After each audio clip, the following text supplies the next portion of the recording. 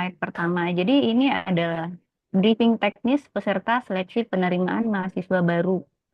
Seleksi penerimaan mahasiswa baru Poltekkes Kemenkes Tanjung Karang. Ya. Selanjutnya, yang akan kita bahas pada briefing ini adalah persiapan dan pelaksanaan. Next. Oke. Jadi apa? Oke, ini aja. Makasih. Apa tujuan kita melaksanakan briefing? Itu yang pertama adalah untuk supaya kita memahami ketentuan umum.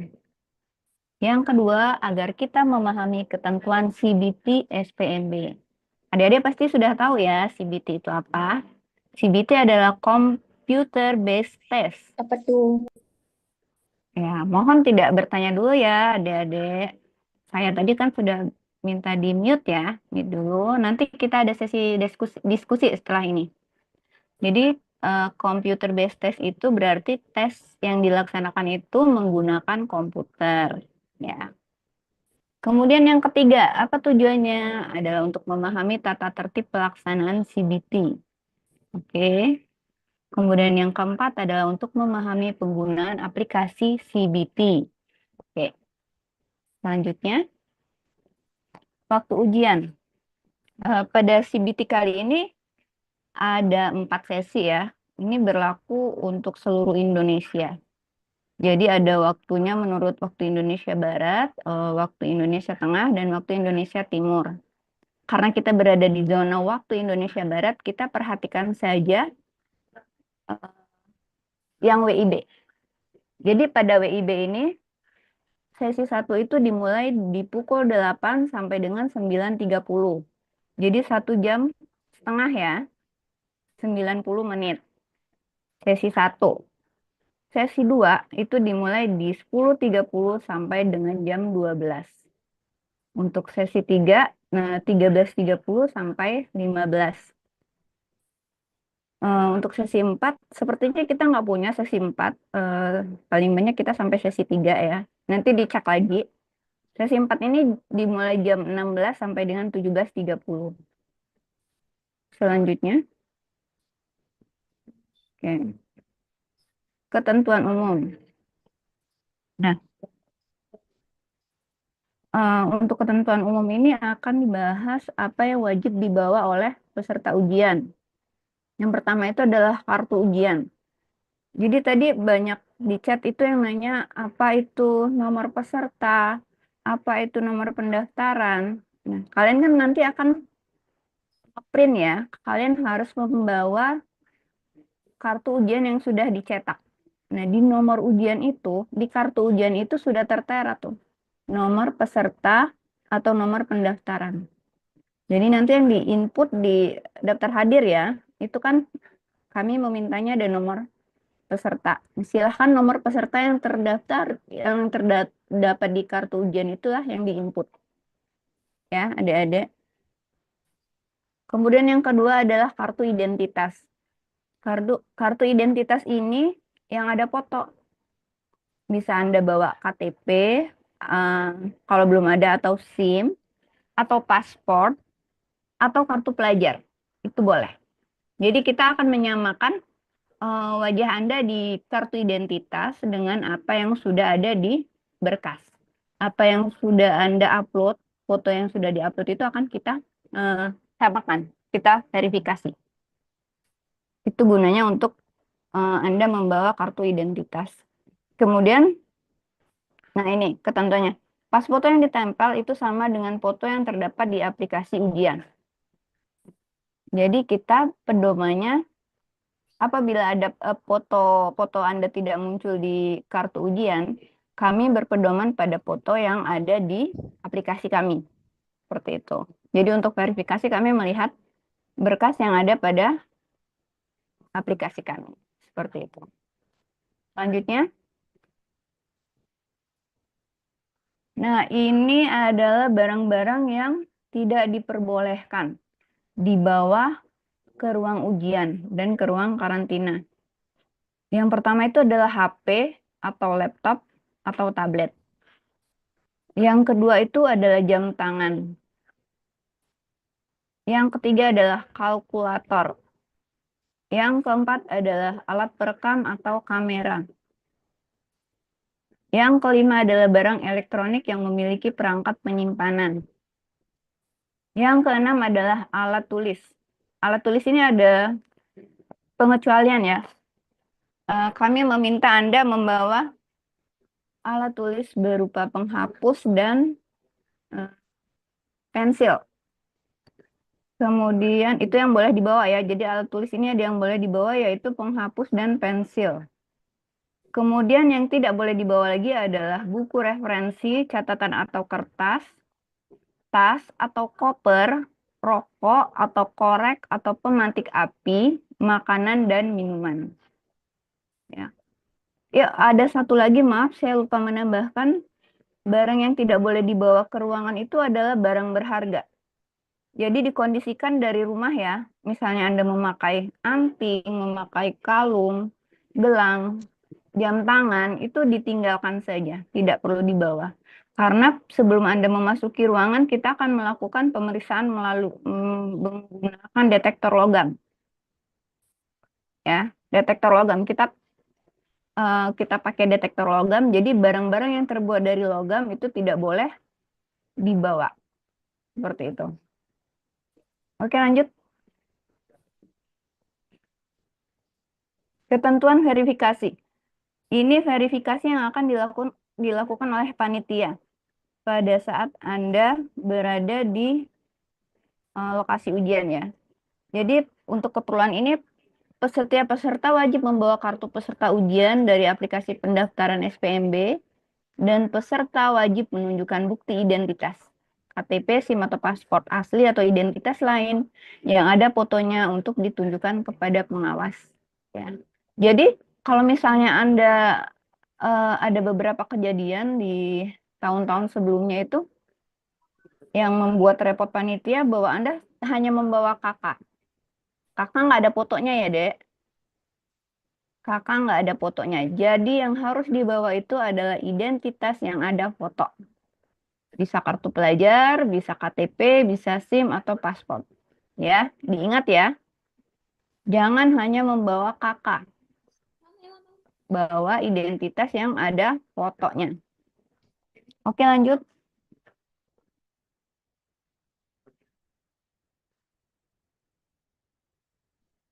Nah, untuk pada saat pelaksanaan ujian, ini hal-hal yang harus kita perhatikan. Yang pertama, tentang briefing yang sedang kita laksanakan sekarang ya. Jadi seluruh peserta wajib mengikuti briefing secara daring sesuai lokasi ujian. Jadi untuk pelaksanaan briefing ini kita laksanakan di H-2. Tidak menjadi masalah karena kami harapkan besok itu adik-adik sudah siap. Adik-adik sudah mempersiapkan keperluan untuk ujian. Jadi kita laksanakan lebih cepat dari jadwalnya. Link Zoom akan dikirim melalui email atau media informasi sosial, website, Poltekkes, Kemenkes, masing-masing peserta oleh panitia lokal. Ini sudah kita lakukan ya. Oke, lanjut. Ini pelaksanaan ujian. Peserta diharapkan hadir 60 menit sebelum waktu ujian. 1 jam ya. 1 jam sebelum ujian Anda sudah berada di tempat ujian. Peserta di ruang ujian 30 menit sebelum waktu ujian berlangsung. Jadi nanti setelah Anda berada di lokasi ujian itu akan ada beberapa proses. Kita akan melakukan pemeriksaan suhu, kemudian pemeriksaan barang bawaan melalui metal detektor yang seperti tadi sudah saya sebutkan. Kemudian barang bawaan Anda, kalau Anda masih memiliki barang-barang yang tidak boleh dibawa ke ruang ujian itu bisa Anda taruh di dalam tas, masukkan ke dalam tas, nanti ada tempat untuk meletakkan tasnya. Tapi tetap kami himbau untuk tidak membawa barang berharga ya. Tidak membawa barang berharga karena setiap kehilangan itu bukan tanggung jawab panitia. Adik-adik bertanggung jawab sendiri untuk setiap barang yang dibawa. Ujian akan dilaksanakan selama 90 menit, 1,5 jam ya. Tadi sudah kita lihat setiap sesi itu waktunya seperti apa. Jumlah soalnya ada 70. 70 ya, jadi dikira-kira nih, Anda 1 menit itu jatahnya bisa mengerjakan berapa soal. Ya, jangan sampai terlena. Penilaian hasil ujian didasarkan pada penilaian sebagai berikut. Nilai mentah skolastik dan literasi. Jadi sekarang mata ujinya itu tidak menyebutkan mata kuliah IPA, IPS, atau tidak ya. IPA, IPS, matematika, bahasa Inggris, itu tidak seperti itu lagi ya. Jadi bentuk sebutannya ini nilai mentah skolastik dan literasi. Sebenarnya dia sama, cuman pengelompokannya aja ya. Dia lebih. Literasi itu apa, adik-adik? Oh, di mute ya. Literasi itu bahasa ya. Bahasa. Nah, untuk nilai yang benar itu Anda akan mendapatkan nilai 4. Seperti yang tadi sudah disebutkan oleh Bapak Wadir ya. Untuk salah itu -1. -1. Kalau tidak menjawab nilainya kosong. Jadi sudah seperti SNPTN ya. Sudah seperti PTN yang di luaran, penilaiannya sudah seperti itu. Jadi Anda harusnya sudah familiar ya, sudah harus bisa memperhitungkan. Ya, benar-benar harus belajar, benar-benar harus mempersiapkan. Kemudian nilai bakunya, penghitungannya ini nilai mentah dikurang average, dibagi standar deviasi. Average itu adalah rata-rata nilai mentah dari seluruh peserta yang mengikuti ujian atau memiliki nilai mentah. Kemudian standar deviasi adalah menghitung deviasi baku dari seluruh peserta yang mengikuti ujian atau memiliki nilai mentah. Jadi nilai akhirnya sama dengan 500 ditambah dalam kurung 100 kali nilai baku. Selanjutnya,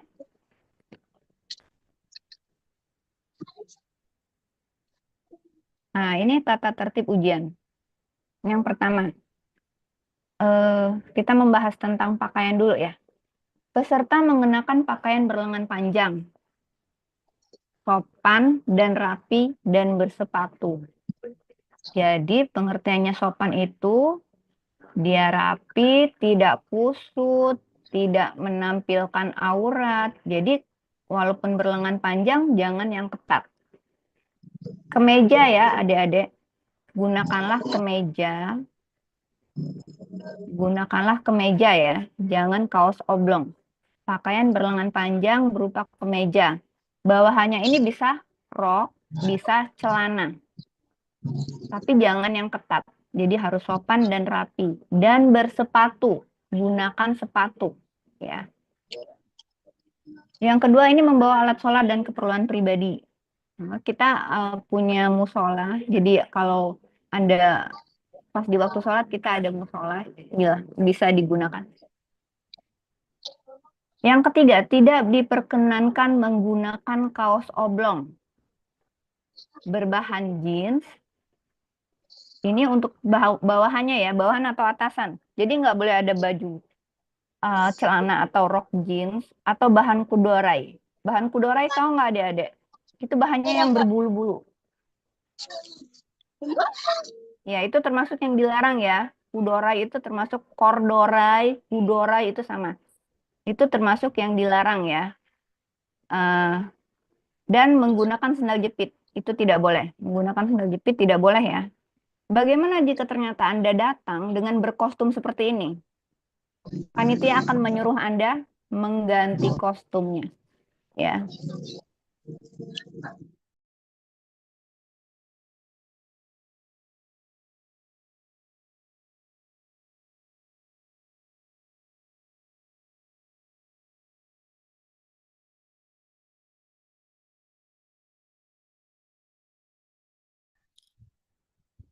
Bu, mohon maaf. Maaf Bu, nggak ada suaranya. Suaranya.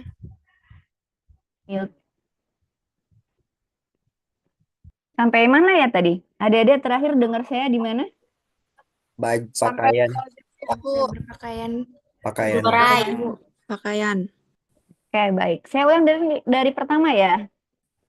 Saya tiba-tiba di mute ini. Sendal jepit. Jadi yang pertama, oke. Yang harus digunakan itu baju berlengan panjang berupa kemeja ya. Kemeja yang longgar dan tidak transparan dan menggunakan sepatu. Ya, adik-adik. Terus boleh membawa alat sholat dan keperluan pribadi karena kita juga menyediakan musola. Di lokasi kampus ada musola. Kemudian tidak diperkenankan menggunakan kaos oblong atau berbahan jeans. Ini baju atau celana, rok jeans atau kudorai dan sejenisnya.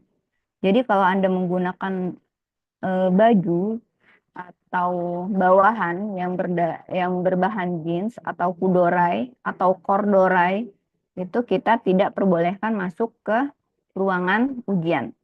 Jadi Anda harus mengganti. Sendal jepit. Tidak hanya sendal jepit ya, semua sendal. Jadi kalau Anda pakai sendal gunung itu juga tidak diizinkan. Ya, pakailah sepatu. Pakai sepatu, pakai rok atau celana bahan, kemudian pakai kemeja. Itu aja, ya. Kemudian untuk alat komunikasi. Seluruh alat komunikasi harus dimatikan dan disimpan di tempat yang telah disediakan oleh panitia pelaksana. Seluruh barang-barang termasuk buku, catatan atau tas peserta dikumpulkan di tempat yang telah disediakan oleh panitia ujian.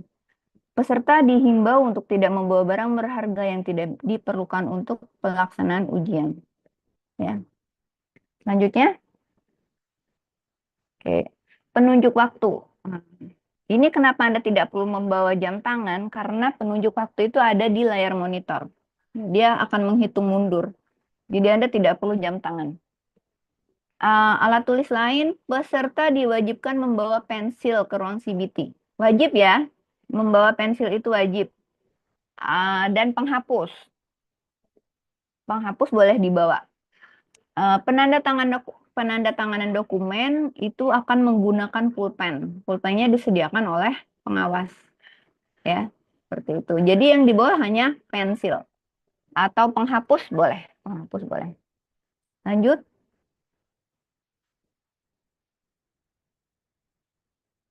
Yang ketujuh. Peserta diminta memperhatikan aba-aba atau petunjuk pengawas.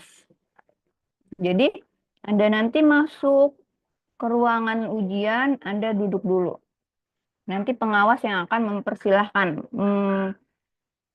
meminta Anda melakukan langkah-langkah selanjutnya. Yang kedelapan, peserta tidak diperkenankan menggunakan atau mengoperasikan workstation sampai diinstruksikan oleh pengawas. Workstation ini adalah komputer ya, komputer yang ada di ruang ujian, yang ada di hadapan Anda nanti pada saat ujian. Kemudian yang kesembilan, peserta hanya diperkenankan menandatangani dokumen dengan pulpen yang disediakan oleh pengawas. Ya. Jadi tadi Anda tidak perlu membawa pulpen, Anda hanya membawa pensil. Kemudian yang ke-10, dokumen yang akan ditandatangani peserta adalah daftar hadir. Daftar hadirnya ini Anda tanda tangani, terus nanti pengawas juga akan punya album peserta. Album peserta itu isinya adalah foto Anda ya.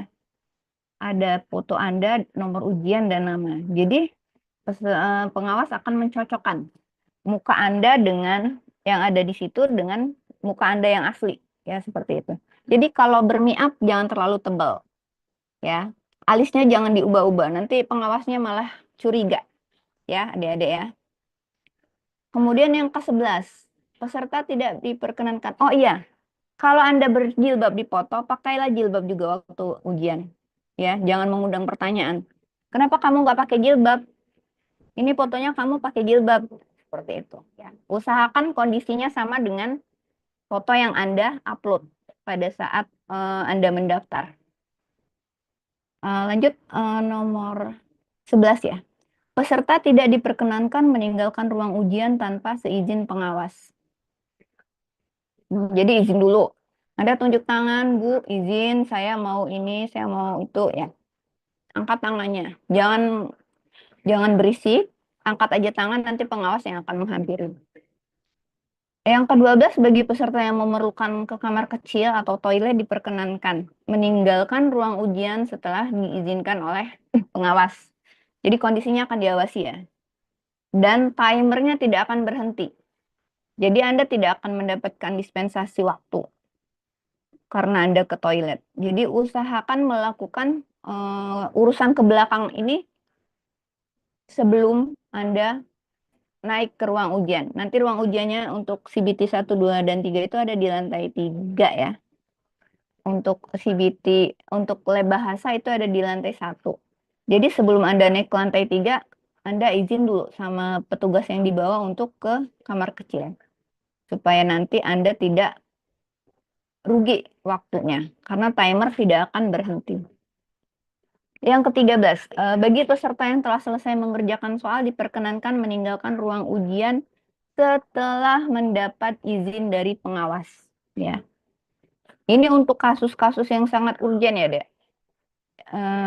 Yang sangat urgen. Jadi sebenarnya kita tidak mengizinkan. Karena peserta tidak diperkenankan meninggalkan ruangan dengan alasan apapun terhitung sejak 10 menit sebelum ujian berakhir. Jadi itu ada lagi step-step setelah Anda selesai mengerjakan ujian itu akan ada step lagi. Anda harus mengisi pernyataan, terus Anda harus mengisi kuesioner, itu nanti setelah Anda selesai mengerjakan ujian. Seperti itu. Lanjut.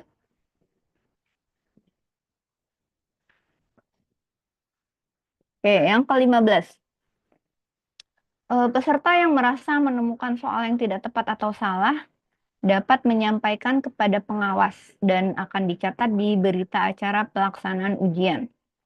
Pengawas ujian akan mencatat nomor peserta ujian dan nomor soal serta catatannya.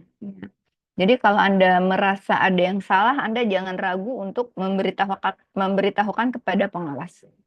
Silahkan tunjuk tangan, sampaikan apa yang menjadi masalahnya. Kemudian yang ke-16, pelanggaran tata tertib pelaksanaan ujian. Nah, ini untuk peserta yang menimbulkan kegaduhan ini akan diingatkan oleh pengawas. Yang kedua, pelanggaran tata tertib akan dicatat pada berita acara pelaksanaan ujian. Kalau sudah masuk ke berita acara pelaksanaan ujian, pasti itu akan mempengaruhi hasil ujian Anda ya. Jadi kalau misalnya ada kecurangan-kecurangan yang kita temukan, kita pasti akan tulis di berita acara pelaksanaan ujian. Nah, peserta yang melanggar tata tertib ujian ini otomatis tidak diperkenankan mengikuti ujian. Ya, seperti itu. Oke, lanjut.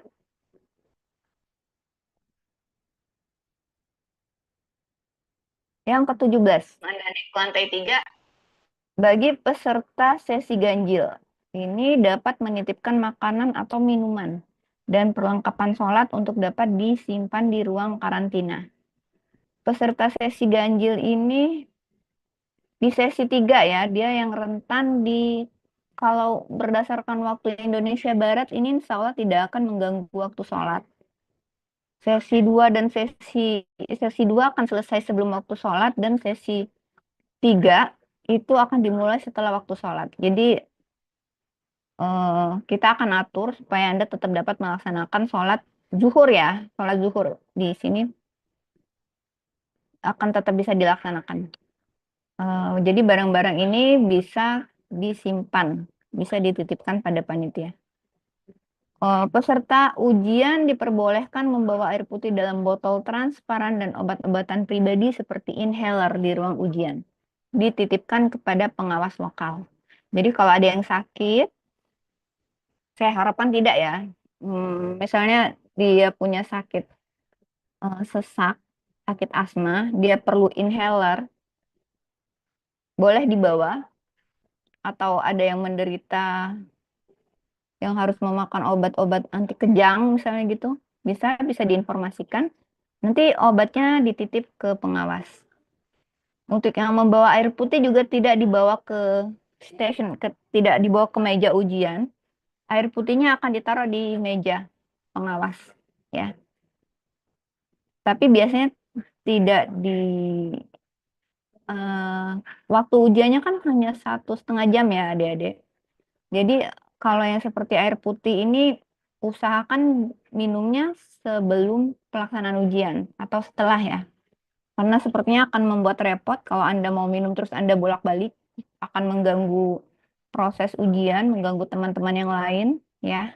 Jadi diusahakan minumnya sebelum pelaksanaan ujian saja ya. Kecuali kalau obat-obatan ya. Kalau obat-obatan yang sangat penting, yang urgen itu boleh dibawa ke ruang ujian. Yang ke-19, peserta yang kedapatan membawa peralatan yang tidak diperkenankan di ruang karantina atau ruang ujian, maka peralatan tersebut diambil oleh pengawas lokal dan dicatat dalam berita acara oleh pengawas pusat. Oke, seperti itu. Lanjut. Yang ke-20, setiap selesai menjawab atau mengubah jawaban sebuah soal, hapus jawaban lama dan ganti jawaban baru, kemudian klik tombol simpan dan berikut atau klik tombol tandai untuk diulas dan berikut ya. Ini nanti akan dijelaskan lagi oleh Ibu Virgo untuk ini udah teknis pelaksanaan ujian ya, nanti akan dijelaskan lagi karena akan ditampilkan di aplikasi seperti apa.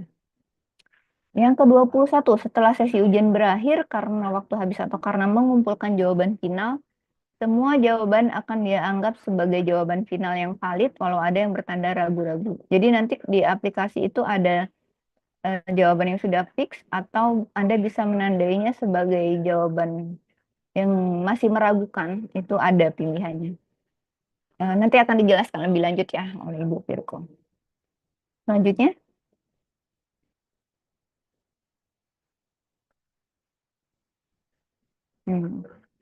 Peserta yang datang saat login ujian sudah berlangsung, konsekuensi peserta tersebut eh, tidak ada penambahan waktu ujian. Jadi kalau Anda datang terlambat 1 jam misalnya, masih diterima, Anda boleh masuk, tapi Anda tidak mendapatkan penambahan waktu ujian.